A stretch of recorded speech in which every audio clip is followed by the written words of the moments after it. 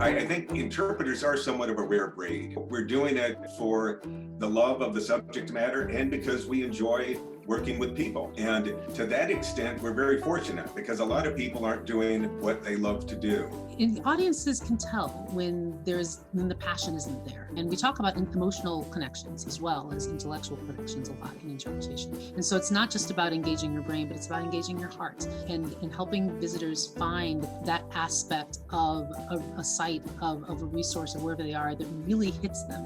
When I talk to live interpreters, people who do this, often I point out that interpreters we're expensive and we're high maintenance and we're unpredictable. So why use live interpreters? Why?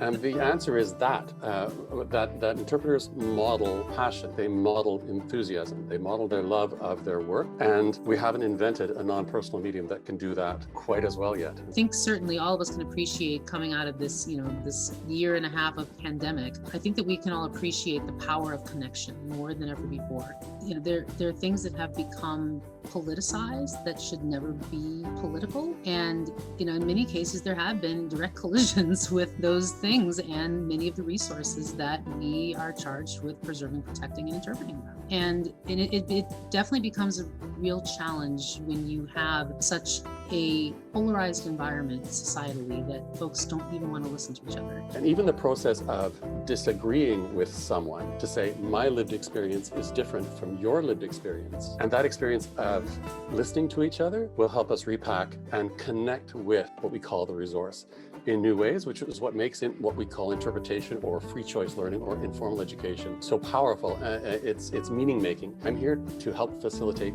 meaning making, and there are so many tools to do that. So much of what we do is we plant seeds. We plant seeds for thought. We plant seeds that sometimes sprout immediately because there's that much provocation that it immediately starts to sprout. But sometimes the seeds we plant have to, they may lay dormant for a while. Because some of this is a long-term process. It may seem challenging on some days, but one thing I've learned in my career is that there are still folks that come to me decades, in some cases later, to let me know about a particular seed I helped plant that did eventually sprout. Interpretation as a profession bears gifts. And so there's the gift of a spark. That's the first one. There's the gift of story, and there's the gift of provocation. And then the gifts become loftier and loftier. The gift of beauty, and the gift of joy, and the gift of passion. And these are all associated with an interpretive principle. Well, the last of all the gifts is the gift of hope. I think this couldn't be more pertinent to our times. We're living in a precarious moment.